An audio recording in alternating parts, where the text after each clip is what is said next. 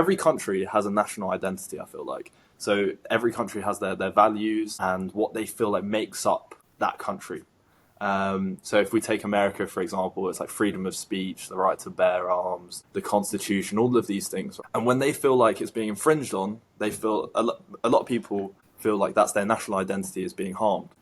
So each European country kind of has their own national identity, their own sort of values. And as you mentioned, people from different cultures have different values to these European ones. So, which isn't necessarily a bad thing, but it's just different. So when we have a lot of migration because of wars and because of issues in other countries, it means that suddenly you have a challenge to the national identity, it could be argued. And this is easier in some places than it is others. If you take the UK, for example, like London, if you had a mass migration to London, you would basically see no opposition because London is so diverse. Like it just is, you wouldn't even notice. I feel like it's so incredibly diverse.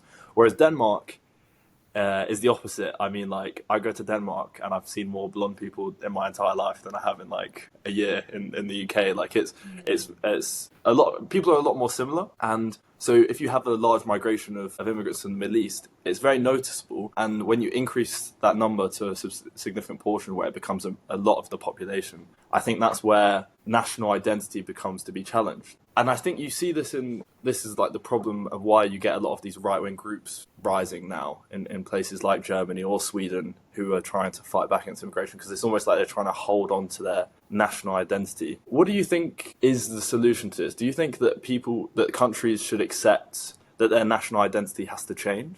Do you think that they are right to try and hold on to their national identity and say that immigrants should almost take on the values of that national identity if they want to live there? Like, what do you think is a good path to go forward to try and get the best outcome for all parties?